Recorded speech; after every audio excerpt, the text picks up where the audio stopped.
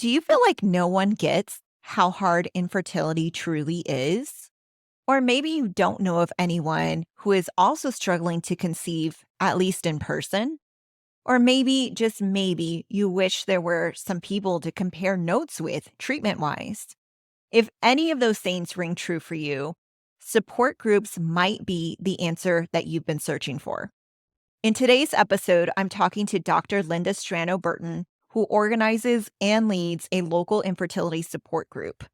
Listen in as we talk about all things support group and get a sneak peek on what one is truly like.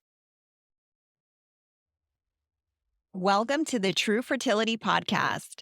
I'm your host, Lea Nicole Trujillo, therapist turned fertility emotional wellness coach, and I'm here to share the tools that helped me and my clients reclaim their joy, unpause their lives, and triple their pregnancy rate. With a 100% success rate in emotional well-being and a 60% pregnancy rate, I'm here to radically transform your journey. Join me and my amazing guests for expert strategies, practical tips, and real-life trying to conceive stories with a dash of girl talk. So let's sprinkle some baby dust because it's time for Tru Fertility. Welcome to another edition of the Tru Fertility Podcast. I'm your host, Lea Nicole Trujillo, fertility coach and therapist, and I am here today with Dr. Linda Strano Burton. I am so excited to have her today. I actually know her personally before I started down this path of supporting other women in this space. So again, this is so huge for me to have her here today. Hi, thank you so much for having me. Appreciate you and appreciate what you're doing for this community. Thank you. Of course. And honestly, I'm learning from the best here because Linda is actually a mainstay in the fertility community of San Antonio, and she has been a leader for many years. And seriously, everybody that I speak to in the community, they know Linda. So Thank you. really appreciates all of the work that you've done throughout the years. And on a side note, how I got to meet Linda is when I was really in the thick of my fertility journey, one of the things that I turned to help me was looking at support groups. And I found that Resolve had a local support group in San Antonio. So I was first off lucky for that and reached out, found Linda. She was so welcoming. And I joined that support group. And it was such a huge game changer for me. And I am forever grateful for Linda and the other ladies in that group for helping me feel essentially less alone. And so I wanted Linda here today so we could take a deep dive actually into support groups and ask all the questions that you may have about how you can maybe utilize this, what to expect from the expert herself. So, who better to ask this from? So, again, I am so excited to have Linda here to talk through all of this with you guys. Thank you so much. Your kind words have really touched my heart. I appreciate that you were able to take advantage of the support groups that I offer, and I appreciate that you are now inviting me here. Hearing that group, that support that did that much to you means the world to me. So thank you. Appreciate that. Definitely. But Linda is definitely more than a support group leader. And honestly, that would be enough. Let's just be honest. But let me give you guys a little bit more of a background on Linda. So Dr. Linda Strano Burton, excuse me, ma'am, Oh, it's okay. is Linda is is a fine. is a licensed professional counselor based in San Antonio. She specializes in mental health and independent fertility and family building and is an independent fertility and family building coach. Her journey into this field was driven by her personal struggles with infertility, a challenge that shaped her personal and professional life. While undergoing years of fertility treatments, she pursued graduate studies, earning her PhD in human development and family sciences from UT Austin. And she actually had a dissertation focused on infertility treatment, the experience of infertility treatment. Her research laid the groundwork for her new role in counseling, the independent fertility counselor and educator, which she pioneered. And then later on in 2020, she completed a master's degree in clinical mental health counseling, which enabled her to support families with a more comprehensive approach. Dr. Strano Burton has been a dedicated volunteer for Resolve, the National Infertility Association, since 2014, in which she's been organizing support groups and successful walks of hope in San Antonio.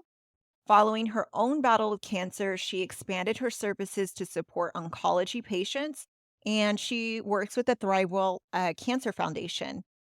As a passionate advocate, she also serves as an adjunct professor at Our Lady of the Lake University, focusing on clinical mental health counseling, and has presented at various seminars on topics related to reproductive health and psychology.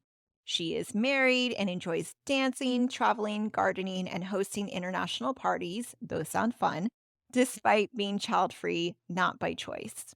So, again, warm welcome to having Linda here. What an amazing resume. Let's just say that. Thank you. You're so sweet and very kind. I also thought that it was really funny, serendipitous, because I was talking with Linda right before we started recording, and I realized that I'm recording this podcast, and it is actually April 23rd, 2024. Hmm.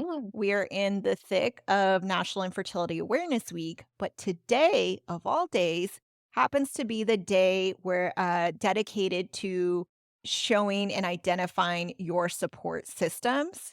And so again, who else better to talk to today than Linda herself? So that just tells us fate is real sometimes and alive. So I love having you here today of all days.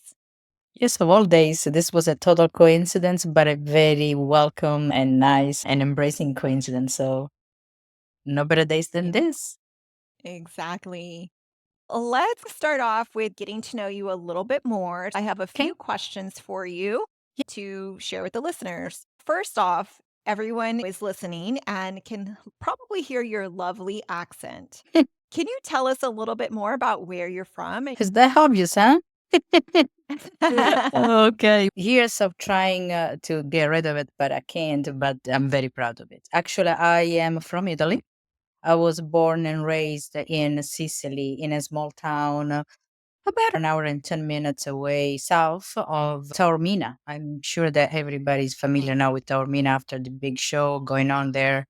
And actually, I am here by myself with just my husband, my family, my mom, my sister, all my family of origin lives. I emigrated in Texas, directly from Sicily to Texas about 29 years ago. It's going to be 29 this August. After I got married with my wonderful husband, and we moved. He's American, I'm Italian. We moved to Austin from Sicily. We lived there for a few years, where, as you said, my I went to school. I formed myself as academically and professionally, and then we moved to San Antonio around 2012 or 13. And so since then, I've been living in San Antonio, which I love and I embrace. And life has been a little bit different from what I thought when I was younger. Moving to this country, I had to learn different ways, different language. I didn't speak English when I moved. And I had to embrace a culture that was totally different from mine. And so I'm very blessed and happy that I have those two perspectives in my life. Wow, what a cool life experience. And yeah, direct from Sicily. And you mentioned another town. What was that again? Oh yeah, yeah, just to give you a perspective where I'm from. I'm from Sicily, and Sicily it's an island at the bottom of Italy, which I'm sure everybody knows. And my city of origin is where the volcano is. Near the volcano, there is that beautiful city called the Taormina, where they did that lotus, the White Lotus show. I Oh, don't know if you're that's the show familiar with that the they lot. filmed. And so Yes. I am like very close to that place. So cool. Yes, I've definitely watched White Lotus. It's a huge hit. So that is Yes. such a beautiful place to be from. Thank you. Hopefully you get to go back and visit your family and enjoy the location sometimes. Yes, I go pretty often. I try to go at least once a year. I was there Wow. for Christmas, this past Christmas. And Mhm. it's, you go back to family, and we are Sicilian, we are a lot, Mhm. and we are loud, and we are Mhm. embracing. And so it's always such Yeah. a blessing to be there. And yeah. That sounds so cool. So speaking of your international origins, I mentioned in your bio that you do have international parties, and I'm sure part of that includes cooking. So I Mhm. would love to know, what is your favorite dish to make? Pasta, of course. Meaning Pasta. I can, that's my comfort food. That's the food that I Mhm. can cook in. couple of minutes. I can make pasta with anything that's in the refrigerator or whatever vegetable you have. I can put together something in a couple of minutes. That's what I know. That's what I love. That's what comforts me. So I guess that Oh, will that is be what I so can give you. And yeah, there will be so pasta in my parties if you come over. that sounds amazing. I can't wait to have Yeah. authentic Italian pasta and sauce. Yes, sign us all up for that. All right. Mm. So, looking back at your history, you have had a lot of big life experience as you just shared the huge move, learning a whole new language later in life, culture changes, struggling, going through the infertility process, and then also battling cancer as well. Yes. So, Mm. what piece of wisdom would you maybe be able to share from your whole life history with the listeners here? Well, I don't know if I have a piece of wisdom. What I can tell you is that what I needed to figure out when I was going through these experiences, what I needed to find for myself, to find peace, to find the holiness again. I'm not sure if it's a piece of wisdom, but it's my piece. What I Mhm. had to come up with figuring out life during and after all of that mess. So the first thing was being thrown the chaotic diagnosis. It's a chaotic, it's traumatic, it's life threatening. If it's unexpected, it's all you can imagine. Trauma after trauma. I needed to take my time to accept the diagnosis. That was my first thing because that was so totally unexpected. You build your life and you have dreams and you have a list of things that you wanted to accomplish. With infertility, each one of us, we have a list of things. We wanted to go to school, or if we don't, we wanted to find a job, we wanted to find a partner, we wanted to put together our lives and raise our families. And the one item in my bucket list suddenly was not possible. So that's very traumatic. Then I had to really accept that because it was a huge loss. And with cancer, the same. You have to accept the fact that life is now not even guaranteed. What's happened now? What's this? I needed to grieve all those losses. And Mhm. that takes time. There Mhm. is a lot of Mhm. losses associated with both diagnoses, some similar, some Definitely. different. So I Mhm. have to really sit down and take the time to grieve. That was huge. At the end of the day, I really realized I need to find meaning. And so that's Mhm. when my reaching out for therapy, reaching out for support, reaching out for people who could embrace me, being accept my husband, embrace. Sometimes we try to be strong. Lots of Mhm. reflection, lots of what else in this bucket list that's not going to be Mhm. possible anymore. So my thing, my own survival thing that I learned from myself it was really to find meaning, to find what can I do with this now. This is happening. Yeah. This is changing everything in my life. Is it changing all the Mhm. perspective, all the dreams, all now what can I do with this? Yeah. So Finding meaning then to whatever it is that you are going through at the appropriate time after you give yourself some time to grieve. yeah, in Yeah. that moment, I don't think for me it was possible. I was very Mhm. triggered. I was going through all these sorts of emotions. Once things start settling and then you really realize that you're grieving, as time goes, you're trying to make sense of things. And that's Mhm. when, for Mhm. me, the reflection, with the help of people who could help, with the support of my groups, but also my husband, my biggest, my rock, that Mhm. was a moment. That was the moment when I truly start realizing Mhm. what I Mhm. needed. Thank you so much for Sure. sharing your wisdom through your experiences with us. Speaking of sharing, I'd love it if you wouldn't mind sharing your fertility story and how you came to do what you Mm, do as far as okay. specializing with fertility supports and counseling and coaching and also being doing all the support that you do with Resolve. Okay, sure. My personal journey with fertility, with this trying to raise my family, has really shaped my personal and my professional life in all sorts of ways. During my graduate studies, we decided to start trying. Every time that we tried, some major barrier would come. And so every time we had to go through a different step, it would take me some time to get there. And so my life, my story about infertility, it's almost seems to happening in chunks of 2 years. Like every 2 years, I had to do a step up to a new Mm. thing. So when we realized that we were not able to conceive naturally, we had to go to the doctor. And so was in the midst of graduate studies. You can imagine graduate Oh. school is hard as it is already. Mm. Put all into this infertility. So we end up starting infertility treatments. And by the time I got to my third IVF, I did 6 IUIs, which were not successful. We tried adoption, and for us, they didn't work. And we tried IVFs. We did 3 IVFs. When the third one didn't work, I had 3 miscarriages, one after the other. It's very hard. It's so shaking. Your life changes. So during those times, I also was learning all these things, was these medical things about infertility, all of the medical things about the treatment I was doing.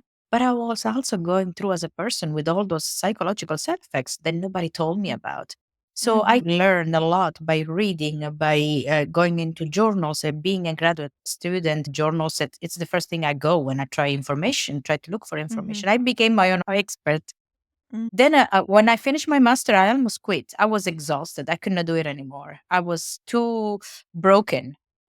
Um, but I don't know why. After a little bit of grieving, I wrote this major comprehensive paper, which was the passage from a master into dissertation mode. Mhm. I passed it, and it was about infertility. It was a 30 pager.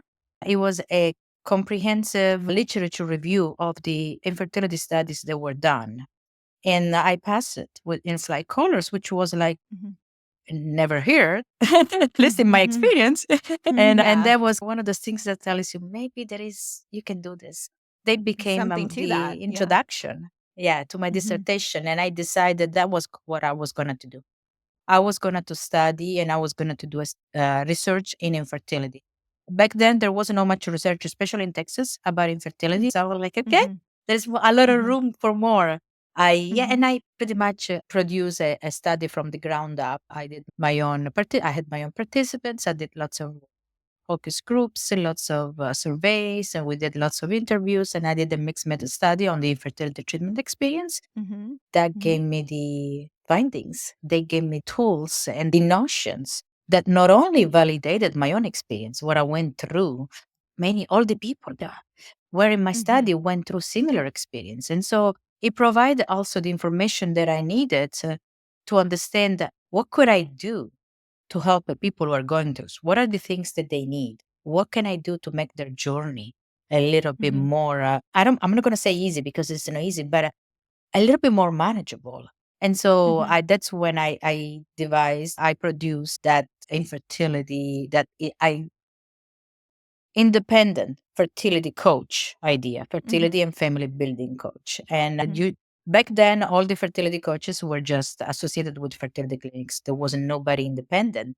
And so I Mhm. decided to pretty Yeah. much To do make your my own own thing. job, do my own thing, provide Yes. something that was missing in the field. And that's how it Yeah. all started. Yeah. So, yeah, been doing fertility coaching since 2015 when I got my PhD. And throughout the years, all the people, you can see how much that psychological side effect, those side effects are so heavy on people and they It need more support in terms of mental health. And so I was limited in the approach. And that's when I went back and I got my second master in mental health, and now I do both. I do therapy for people who Mhm. wish to receive therapy, and for those who just want to go through coaching. We do coaching, which is more like services, getting to know what the experience looks like, services, what is the system to work, and how to work it out. Mhm. But if they want to do mental health therapy, now I can provide that as well. And then came Beautiful. cancer. Woohoo! And but when I was going through infertility, and also when I was going through cancer, my main thing is finding support, Mhm. finding what I needed to survive, what I needed to grab on to give me more strained, and I could not find much. Mhm. Especially also in mental health, I could not find a specialist with with whom I could connect very in a different level, Yeah. on an experiential Mhm. level. I'm not saying that I could not find good therapists. I could. It's just that I wanted to also find a little bit more. And so that's when I also thought, okay, again, what's missing in the field? We need somebody that people can connect on this level. And Mhm. so I also start to include and to get more training and more education on the oncology therapy. So now I supported these two community mainly, the oncology community and the fertility community. I have lots of training. But I can also offer that piece that is the Sure. personal. Yeah, which is huge, and I feel like at least equal, sometimes a little bit bigger, in my opinion, I'm not because saying that it's it's better on what I'm just saying that's what I can offer. And that's Mhm. what I was looking for when I was going through. And so now I wanted to be able to offer it to others. And back Mhm. then, when I was doing fertility treatment, I didn't even know Resolve yet because I was so isolated. I was going through all the treatment by myself. It was just me and my husband. You know really well that there is this stigma, there is this sense of isolation once you realize that you cannot produce the child that everybody else is producing with no problems. You look everywhere and there are pregnant people. All your friends are pregnant. All your family members are pregnant Mhm. or producing children left and right. And here you are. So you know Yeah. that there is that stigma. You isolate yourself. You feel different. People keep Yeah. saying, just relax. They keep asking the same questions that they are very abrasive. So that's when I found Resolve. When I moved to San Antonio, there was no Resolve group. And I was like, okay, I don't want anybody to go through this horrible experience alone. Something must to be done. And so that's when I started the groups in San Antonio. We have two groups in San Antonio, one for Uh-huh. general family building and one for people who are pregnant or have already or had a child after having issues. And it's been a blessing. It's one of the things that brings me joy and brings me Mhm. that meaning that I needed to have. I'm so glad that you found resolve and that resolve found you, essentially. Thank you. So, yeah, again, you've helped so many women, and hopefully, we're going to help some more here. Be introduced to support groups and see Okay. a little bit more to see if this might be something they're interested in looking at or considering. So, wanted to clear the air and make sure we're all on the same page as far as terminology. Yes. So, when we talk about support group for infertility, well, let's talk about what exactly that is. Is Okay. that how would you describe that? Hmm. Support groups for infertility. For first of all, I like to be very comprehensive, very embracing, and so I am moving away from infertility, and I am embracing a support group for family building. Okay. Even fertility now fits a little bit tied to me. I want it to be as embracive and as inclusive as possible. So let's talk Uh-huh. about family building support groups. And you Okay. know what it is?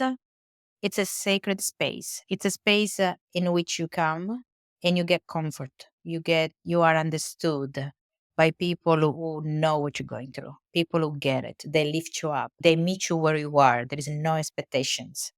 It's a group of space. It's a really safe space where there is no expectations whatsoever. And you just come there and you meet so many who are in a similar situation and you realize, oh my gosh, I'm not alone. We understand that the suffering and the Mhm. painful journey that you're going through. We have the same barriers. Their journey might be just slightly different. Some people might look into treatment, some people are looking into adoption. But at the end of the day, everybody's experiencing the same barriers. And those Yeah. barriers are so heavy. And so when they come there, they find a little bit of breathing room Mhm. for that. And they can really experience others. Yes. And that is honestly sounds like what so many of us need in this space. I wanted though to also just make sure again, like listeners, when we're Mm, talking about support groups, we're talking more about something like you're regularly meeting with maybe I'd say okay. somewhat smaller group, right? You get to know these other people. You get to actually spotlight another person talking. I think sometimes when we say support groups, some people tend to think like a Facebook group is Okay. a support group. And I want to just clarify for our conversation that I'm referring to a specific organized, Yes. I guess, Yes. group that has a set meeting time rather than just Yes. comments in Very, a very, shared yeah, page. absolutely. Very well said. Um, it's different than just a online group or a face group. It's not better. It's not perfect. It's different. And it's Mhm. different in the sense that it's a group, it's an organized group, and we meet once a month. I personally provide an hybrid option, which is we meet simultaneously in person and online. Mm. Before COVID, we used to do just in person meetings, and we used to meet in neutral places, and people that would sign up would come and have an hour and a half to 2 hours meeting and discussion and whatever. Then with COVID, we had to go online only. After Mhm. COVID and after we became more at ease with getting close again, I gained so many people that they are out of town. We have people from Mm. other parts of Texas. We have people from other states. We have Mhm. people. I have a couple of people for out of country. So in order for all those people to come together, I just decided an hybrid option would be great. So once a month, Yeah. every second Tuesday of the month, we meet for 1.5 hours to 2 hours, both in line and in person. And for those who like to come and experience that in person connection, it's there. For those who cannot just do online or cannot come that night in person, they Mhm. can still come via video. And so it's a beautiful way to be together. Again, yes, it's organized. We Mhm. also have a Facebook private group, which is a little bit larger because, of course, it's virtual. There is conversation of several topics in there, or questions, or things. There are rules, of course, but it's a little bit different because with the actual meeting, you can come and specifically get support. And if you want to talk, you can talk. If you wish just to listen, you can do. Has infertility taken too much from you? Are you unsure how you can keep going on this path? Maybe you've tried some affirmations, but it's just not cutting it. If this sounds like you need the Resilience Roadmap for Trying to Conceive. It's a free step-by-step guide to reclaim your joy and unpause your life that I use with clients to get unparalleled results. Get yours today by going to www.leanicolecoaching.com. That's LEANICOLE coaching.com, or check the show notes for the link.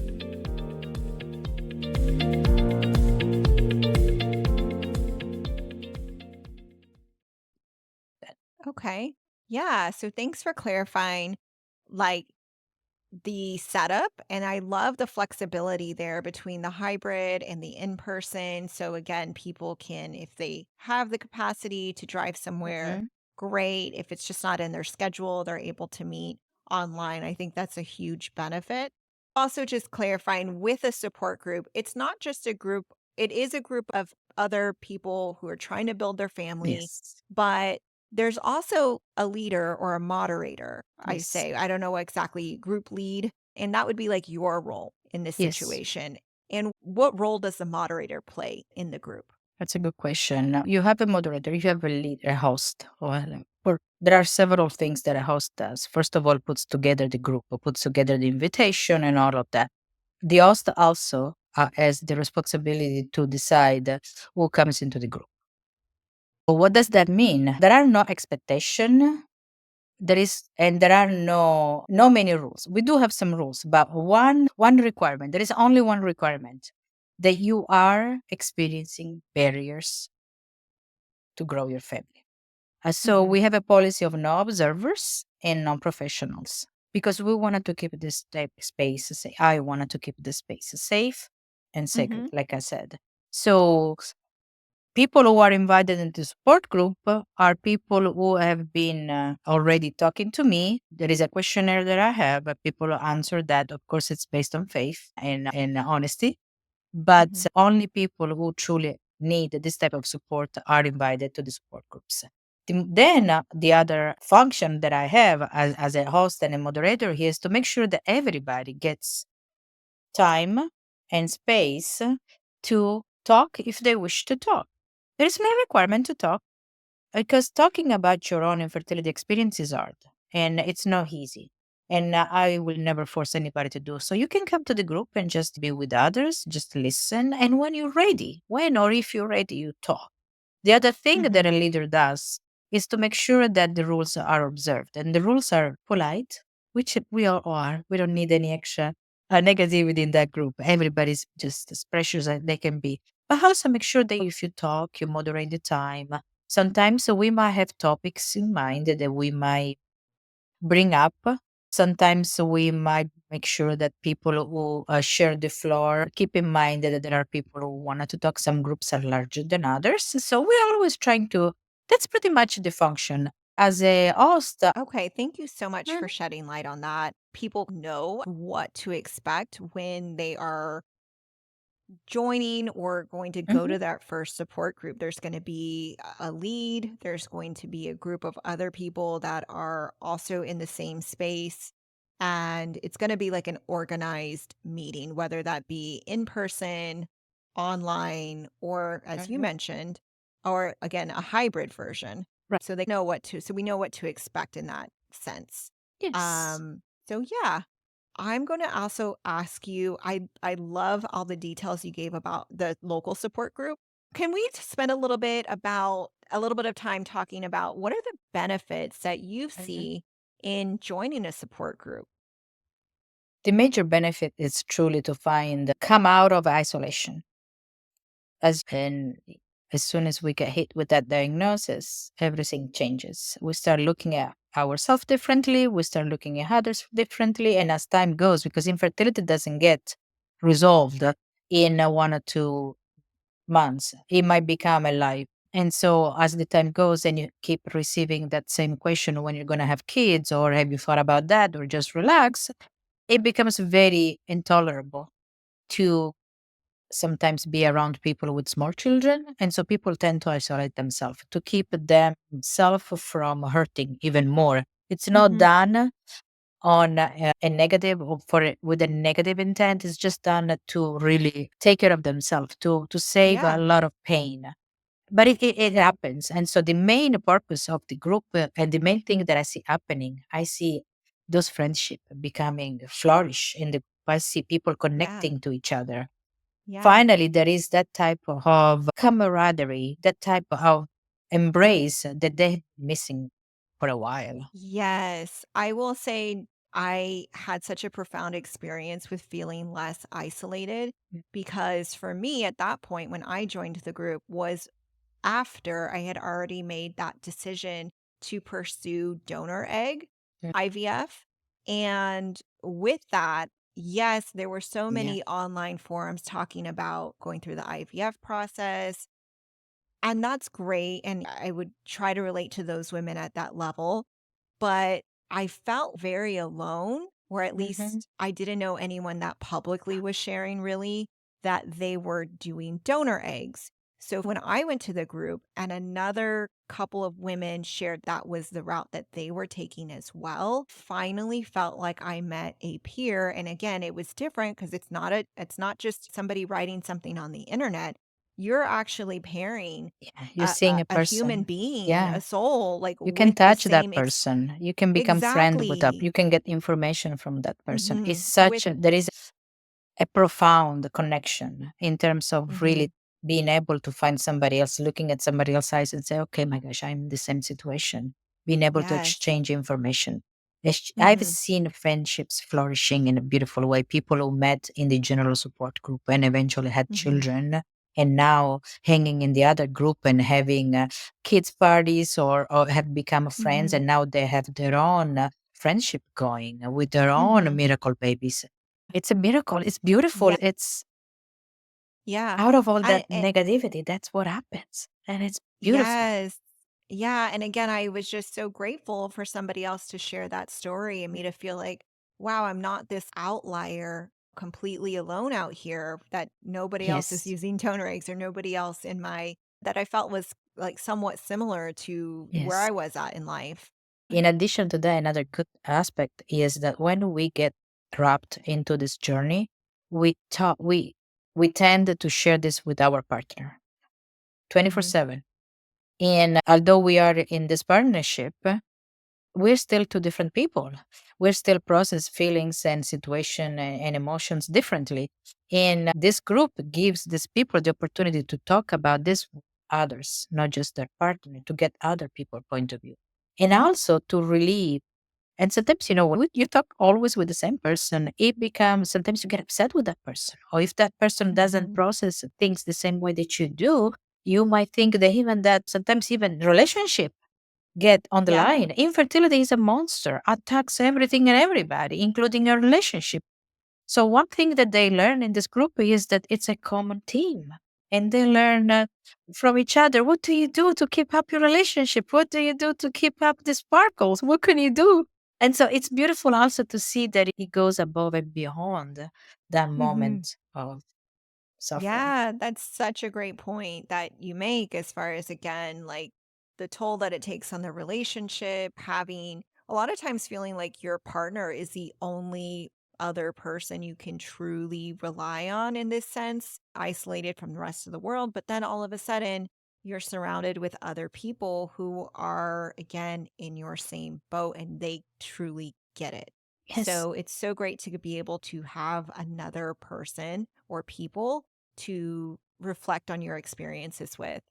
And if I A might, there is one Mhm. more thing that I wanted to um, Sure. throw out there. The way that I also organize the groups is that not only that I like to provide the support and organize this for the support, but periodically I also give the opportunity to have topics, specific topics that might be Mm. including guest speakers, might be including education on treatments, might be including psychological coping skills or psychological tools to learn to go through the journey.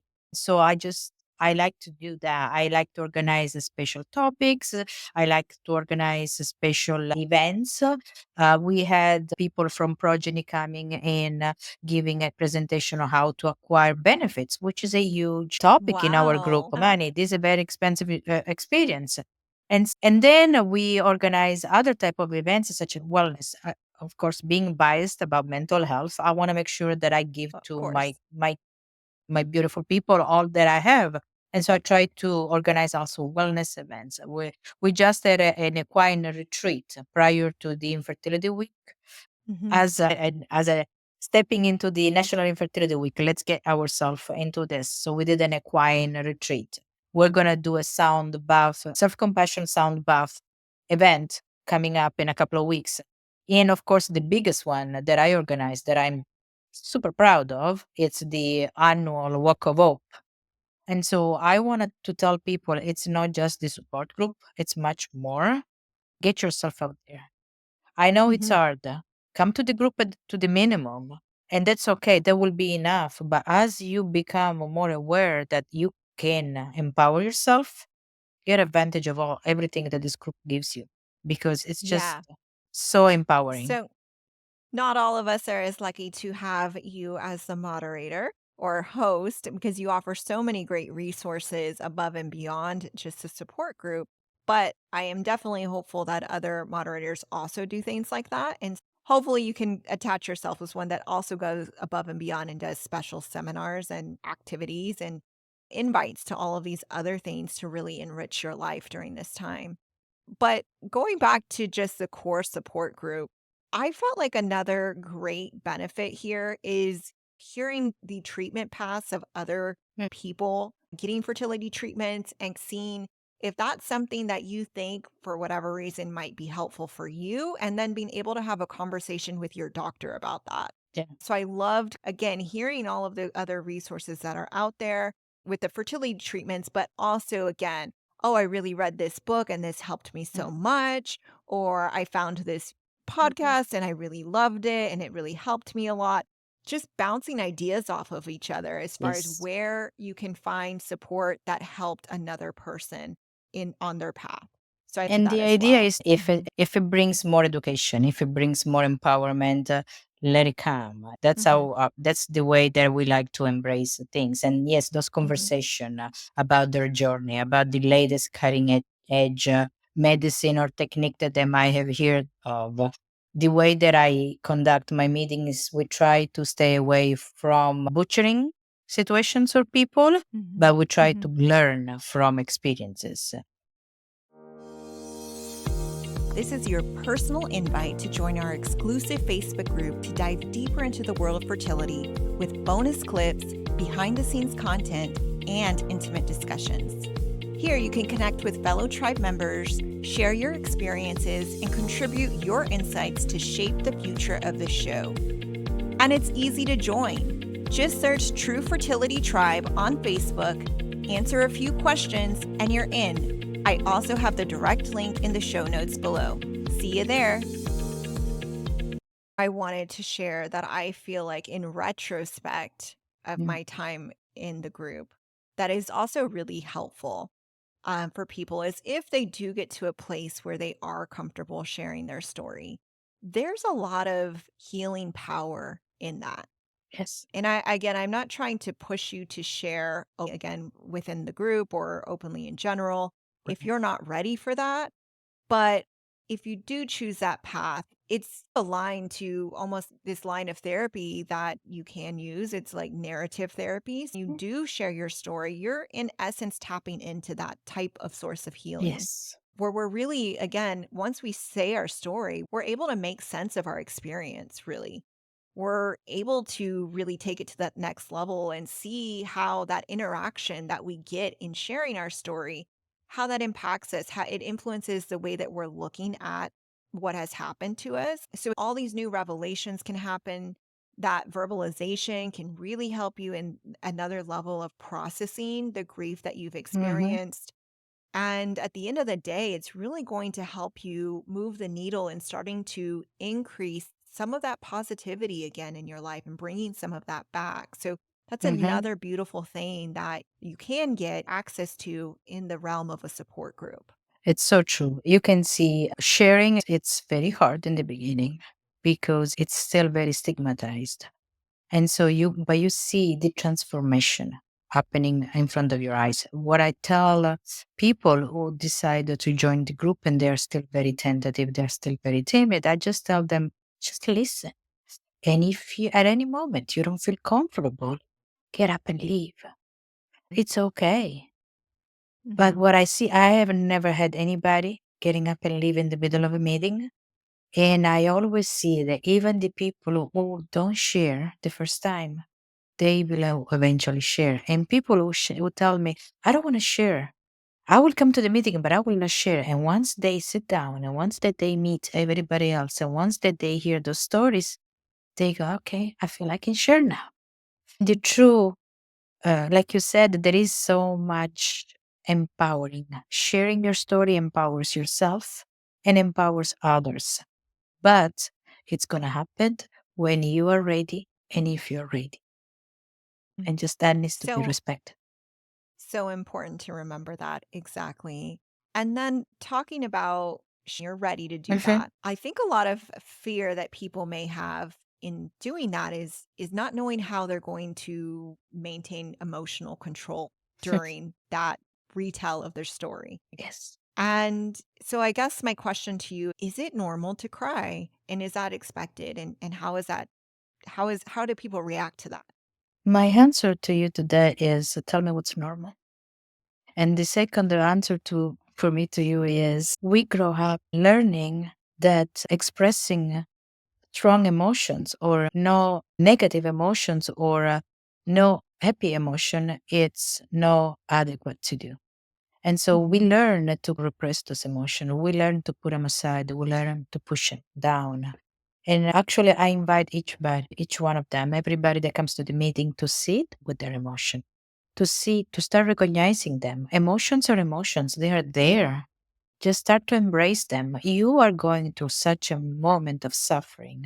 You are the pain that you're experiencing is so high, it's so debilitating.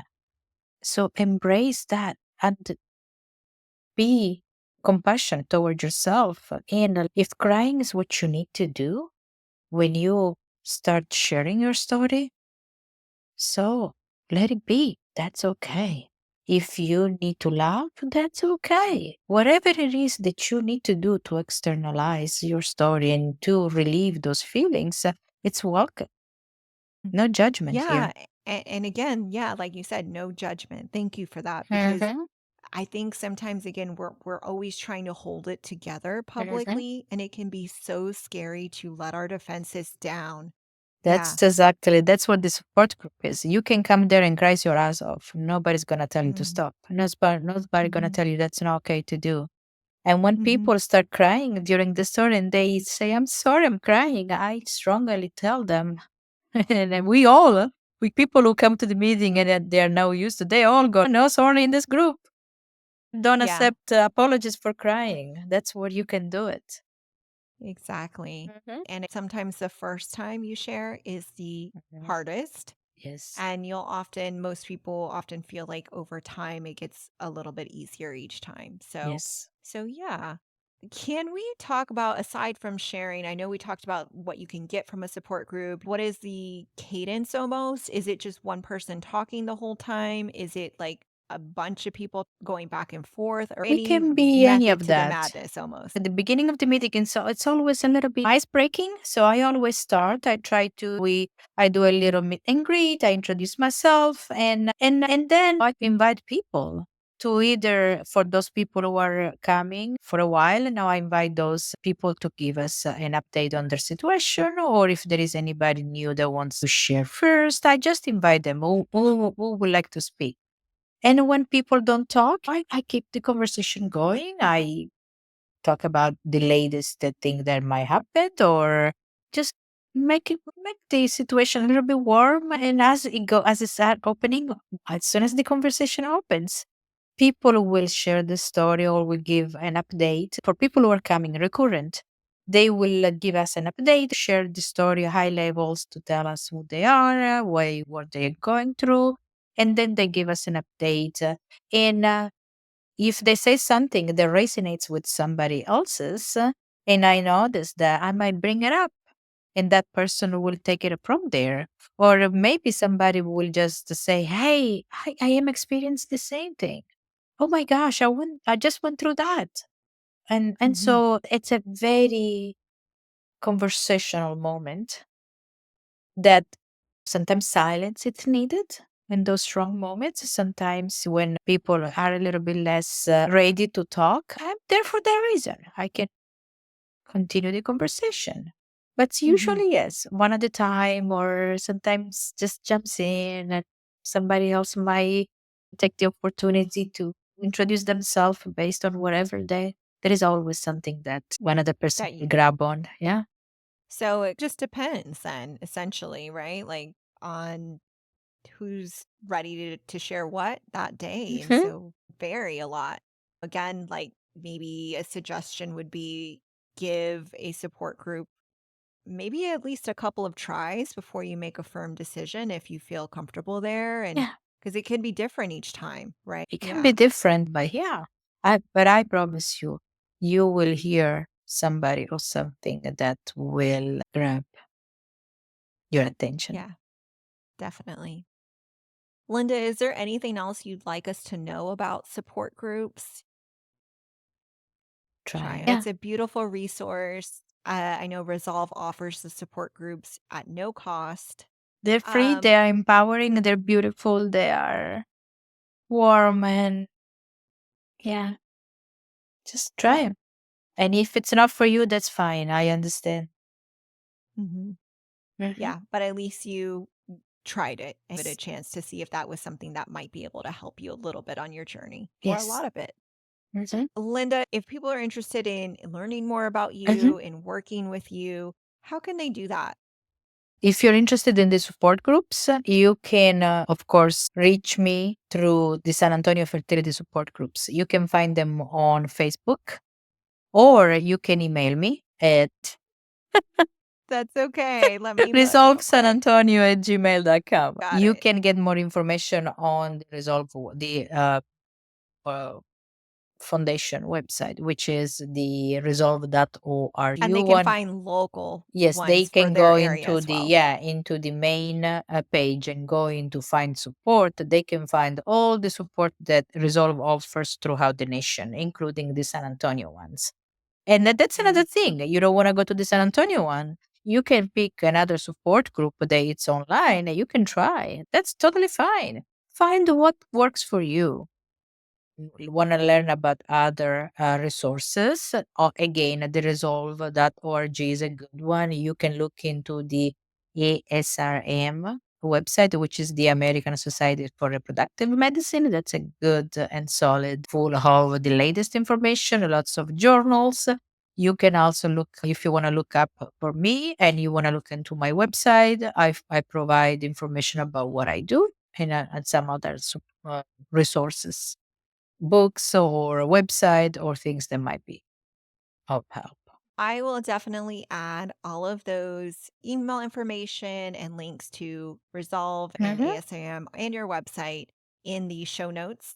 Okay. So, yeah, Linda, it Well, has thank been such you. a pleasure talking with you today and getting the 411 on support groups for fertility. Again, love you and all of the work that you have done thus far, and I'm sure will continue to do for many years for our community. So thank you so much for your time again today. Thank you so much for having me. I appreciate you. Thank you for allowing me to share these stories, information, and tips with you, or really just allowing me to connect with you on a subject that's so dear and important to your life. Please make sure to subscribe to the podcast and do me a solid and share this with your friends or anyone that you think might benefit from hearing this. Also, I'd love it if you could leave a rating or review for a deeper dive on today's episode, bonus content, and to connect with others in this space. I invite you to join Tru Fertility Tribe Facebook group. And last but not least, let's be friends on Instagram where I post almost daily. You can find me at Tru Fertility. Wishing you all baby dust. Till next time. Bye.